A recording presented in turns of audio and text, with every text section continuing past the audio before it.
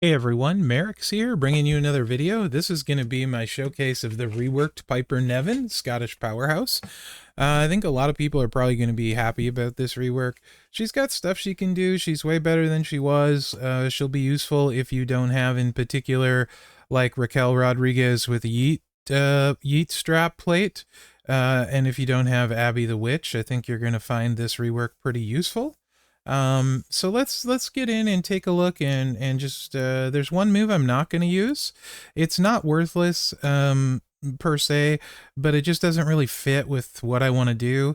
Running Senton 7 MP jug move, deal 200k damage, choose 2 gems to make into 2-turn jug gems that will heal you for 6.15 million on the first countdown and increase your red MP by 5 at the end of the countdown. You can absolutely win with this. You can set up a Stunlock with this and you can 100% win. You can run triple red Stunlock if you want. I just feel like there's a little bit faster, a lot of bit faster ways to win, so that are Stunlock as well. So we're not going to use the Glasgow Kiss, or I'm sorry, the Running Senton. We are going to use the Glasgow Kiss, but not right this second. So first moveset, Cannonball, and she does also get 4 MP gear, which we will be taking a look at after we play her without gear. Then we'll toss gear on and play her with gear, so everything in one spot for you guys today. Cannonball 7 MP green is 627k damage. This was boosted huge. Choose 6 gems to make into red gems. Then deal 1.5 million damage, also boosted huge, and increase your red move damage by 150% for 1 turn. Of course, before she had no buff, so very, very nice. Abdomen Crusher 7 MP green sub, generate 39 random sub gems, do 351k damage 3 turns, remaining turn into botch gems, and then finisher, deal 1.85 million damage, gain 8 green MP, pin the opponent. So what we're going to do is we're going to hit the sub, then we're going to choose 6 gems to fill the finisher while buffing the finisher, and then we're going to hit the finisher. And for the entourage, we're using Steel, who's free. Waller's been pretty free. He adds 2 green MP, 75% more red move damage, so that's a great combo. Gets us loaded, gives us move damage. Brett for 50% red finisher, and you guys know me. I don't trust matching match, so 2-3 matches to load the finisher is how I'm going to roll with it. Of course, if you wanted, you could put any red move damage person you have, like Tech Miz here, and then, you know, try and get 10 MP that way. Technically, you'd be on turn 2, so you'd only need 8 MP. But yeah, this is just way, way easier. For the start of this preview, we're going to be running with a 100% move damage strap, takedown 2s, red takedown metal. All right. We're going to be going against Jade, so let's get in here. This is my least favorite of the movesets I have for you guys, I think. So you're going to open with the sub. There's one moveset I'm going to show you that I would play only with gear and no other way than with gear. You can, and I'm not going to run it without gear because I hate it. It's super random and not worth it. I've always hated it. It's a better, slightly better version of what it was. Anyway, this one, you can see you get the botch gems on the board. Not a ton of them, but some, depending on how the sub lands. And then we're going to choose our 3 reds. I forgot to show you the finisher damage ahead of time, but that's okay. Let's do it this way. No, put one there. So after the buff, the finisher hits for 27 million finisher with some botches on the board. Not crazy, but you know, 2-cycle win for sure. In most cases, I would say. And you got botches on the board, so I don't think Jade will kick out. And we have the high-pitched referee again, this one, which I don't think you can hear because I have desktop audio off. But that's fine. So that one's okay, but my least favorite, I think a lot of people are going to like this instead. It's the same exact trainer setup, but we're putting in the stun move. She keeps the stun. So you can, in fact, stun lock your opponent with the move buff, right?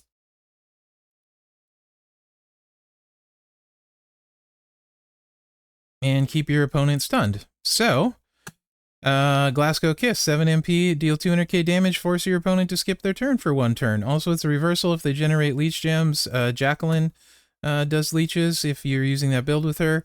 Deal 1.5 million damage and steal 49 leech gems. I think Trickster Rhea also leech gems, question mark, can't remember, think so. So yeah, useful reverse. You steal 49 leech gems. You don't steal their turn, you just steal their leeches. Like I said, same entourage.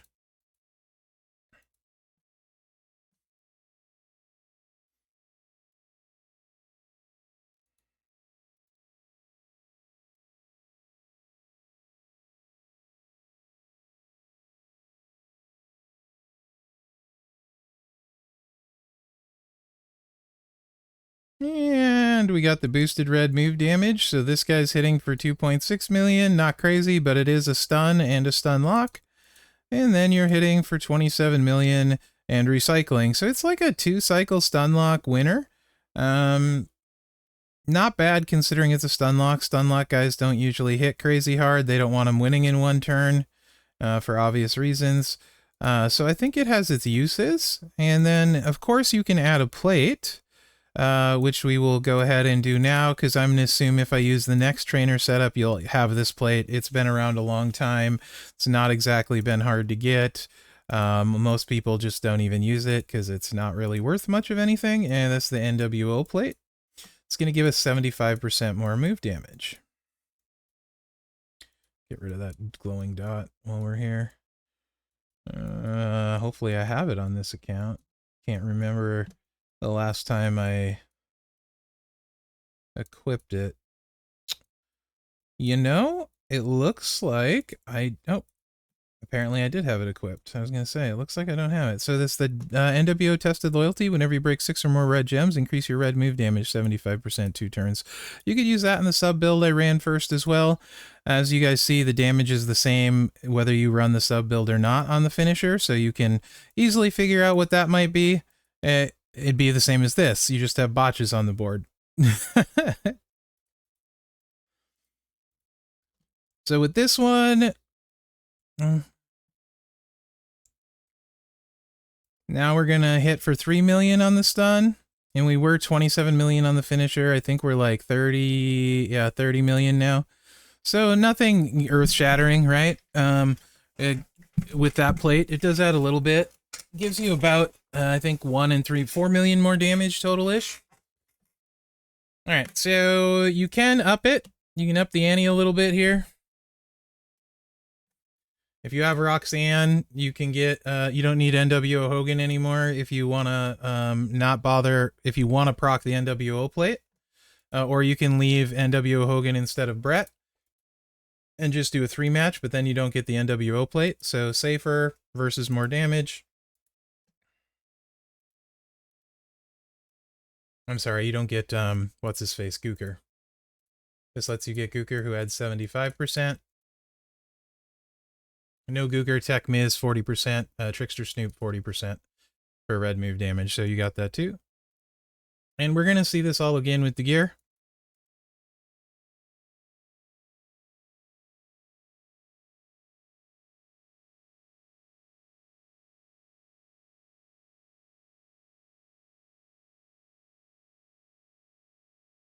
And so basically adding Gooker is going to allow us to hit for 3.4 million on this. Of course, remember we were 3 million.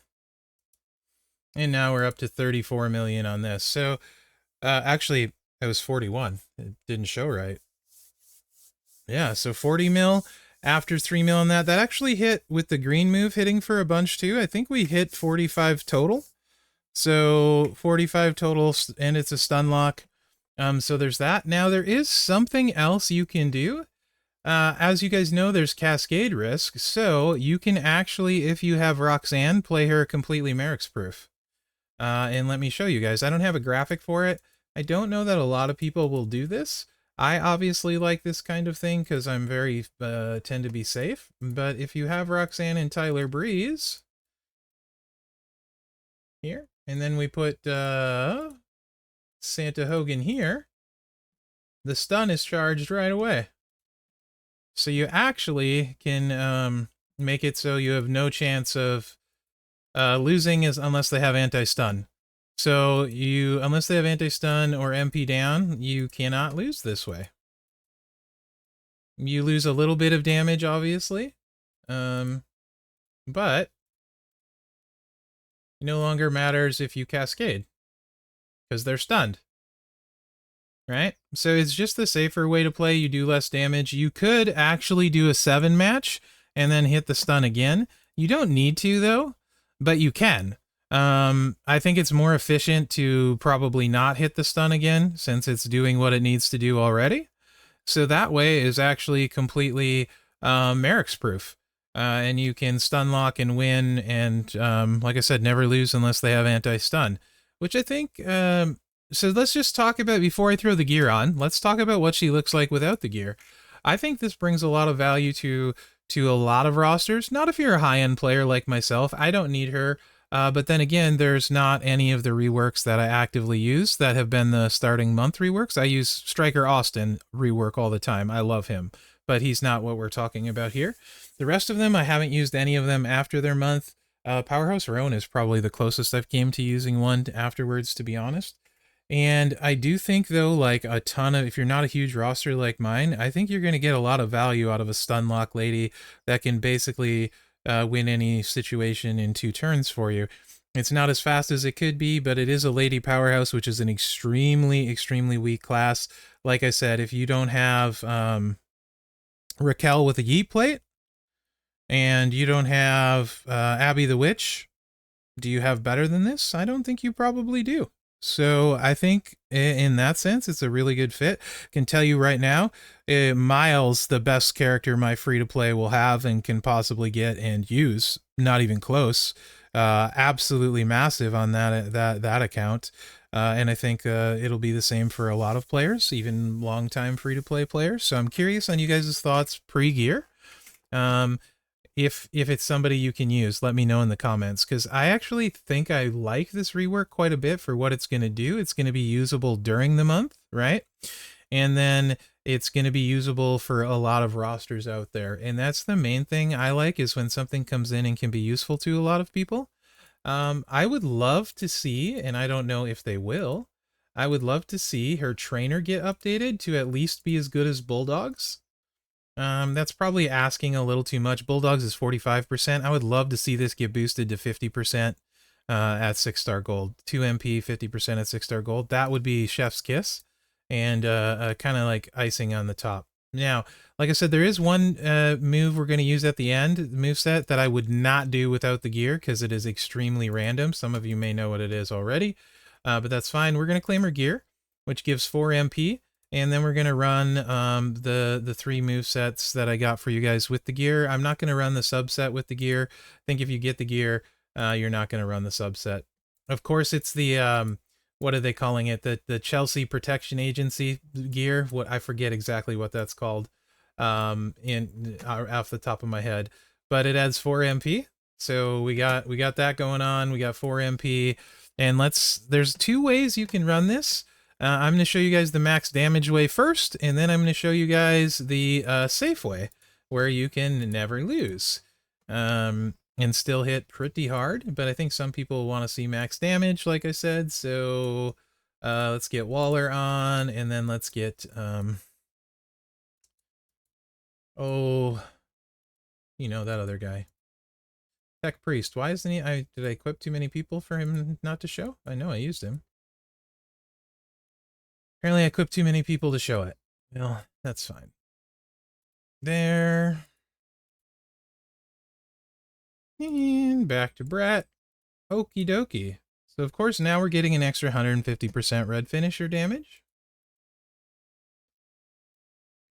We still have the NWO plate on, because I'm going to assume if you get the gear, you probably have the NWO plate.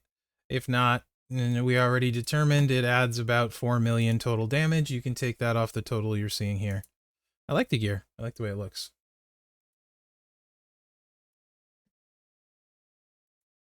So same thing applies to 3 matches. Is a cascade chance, but again, I will show you the way I will play her this month. If I get the gear, which I don't know if I will or not, but if I had the gear, I'll show you the way I would play her. So that was 5 million damage. That's 3.4 million with the stun.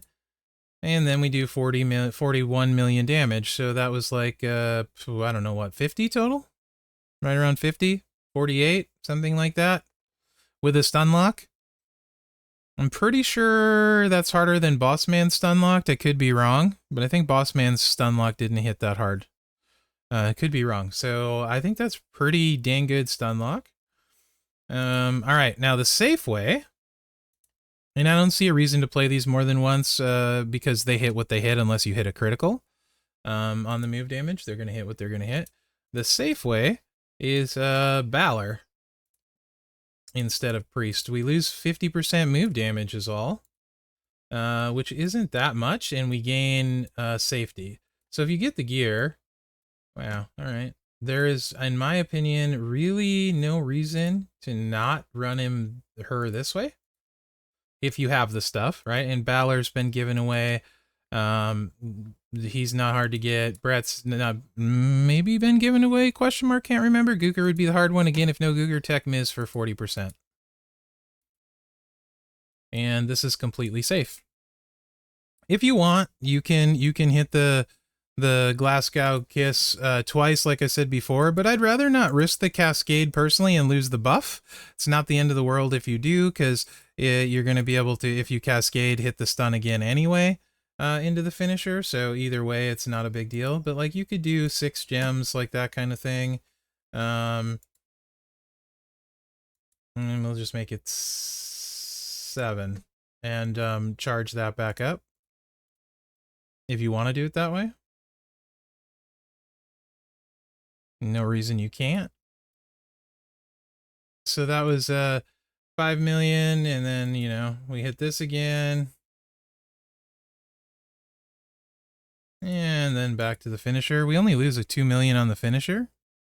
2.5 million, so it's kind of worth it, I think, for the safety of guaranteed stun lock and them not kicking out. So I think that's pretty good. And now the last set, we're going to switch to a gem damage strap. You would only run this, like I said, because it is really random. You need Jeff Hardy. You absolutely need Jeff Hardy. You need to make the extra cross breaks to have any sort of chance. You also need it to proc the anniversary plate, which we will put on. I hate this moveset, just clarifying. Absolutely despise it. It can look amazing, and it can absolutely crush your life if they don't go where you want them to go. And then we're going to use the Piper plate because it's yellow pyro gems for 500%.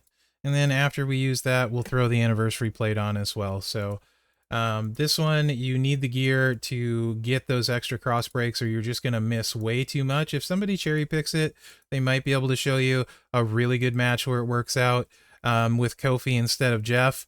But then you're only making 7 cross breaks, and the odds of them landing where you want them to, slim. Right? Very, very, very slim. So would just recommend not doing that. It's up to you if you want to waste your strap move, your metal plate movements to do that. Completely up to you, but I don't think it's safe at all. But this way, it's a little bit better, and you can also use the anniversary plate, which we will throw on after this. So basically, these are all the same as they were, with 2 exceptions. One, the move damage all got buffed to basically 800k and change. They're all 7 yellow MP, and then there was a hardcore move added. So if your opponent's style is aggressive, you get 125% yellow gem boost. She would absolutely hit very hard against aggressive. Now, what you need is you need a match. You need these cross breaks to land somewhere on a match, preferably on the bottom, and get cross breaks on the bottom.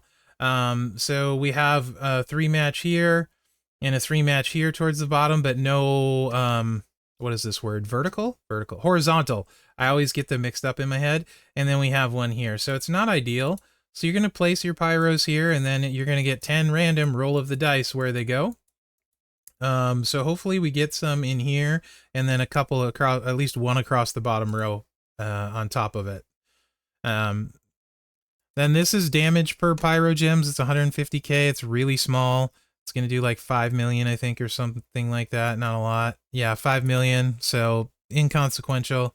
And here comes the randomness. Let's see how disappointed we are by life. We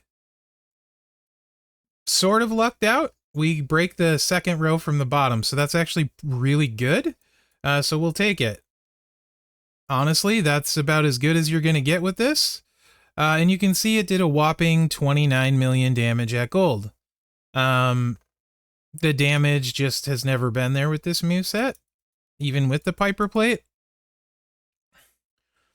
And it's really random, so that's even with the gear. Like I said, I hate this moveset, always have. You can put the anniversary plate on, and if everything goes really well, that kind of hit would hit pretty decently, but still not hard enough, in my opinion, to justify the plates.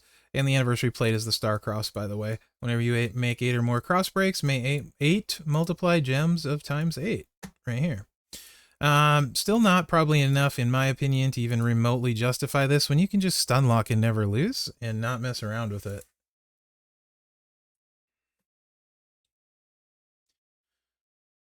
So we're probably going to go this area here since we have a 3-match here, at least on the bottom-ish, and a yellow sideways one here. Potentially we can at least get those multiplies, right? Potentially. Again, everything comes down to the draw, luck of the draw. You also need Jeff to proc the anniversary plate, by the way. And we got one across the bottom. Look at that, guys. So you're going to see about as good as you can possibly hit. This is a perfect scenario. 55 million. Perfect scenario, except unless they were aggressive. So that's the best you can get from this. Absolutely, you won't get it all the time. And when it's basically the same as the move damage that can Stunlock with the gear, why would you ever run this? You have to use 2 plates that are in demand. Like Turtle Ray wants the star-crossed. I think Braun Strowman wants the star-crossed, right? So there's others that I can't think of. And the Piper plate, like you got like 15 different people that want the Piper plate. So long story short, throw this gear in, or this moveset in the trash. This is my favorite moveset with the gear. And without the gear, you know, you can choose the Stunlock you want. I would say use NWO Hogan. If you don't, you can go this one or this one, right? Either or, if you have the trainers. Net outcome's the same, Stunlock, 2-cycle wins. So yeah, do I think she's a world beater and the best in WWE Champions? No. Do I think it's a very usable rework that'll get a bunch of wins for people? Absolutely. And do I think it will help a lot of people in the game's roster? Yes. I don't see anything wrong with a 2-cycle win Stunlock character as a rework from somebody that was completely not good. So I'm actually pretty happy with my free-to-play is ecstatic with it. And as far as my main account is concerned and me, I am going to be fine using her this month. I'm not going to dread using her like I did Eddie, for example. And like she'll be just as easy, if not easier to use than Taker. And then to do well with her, like 2-cycle wins, you need way less than you would with Taker to potentially maybe get a 1-cycle win. So I think all in all, it's a fair trade for the Stunlock. Really curious what you guys think. I hope you enjoyed this showcase. What do you think about Piper? Let's hear it in the comments. I want to know what you guys think. So thanks for watching, guys. Remember to like, subscribe, and share because that really helps me out. Have a good MLC. Other than that, good luck out there. Hey, McMenemy. You might actually get to use your Piper a little bit now. What's up?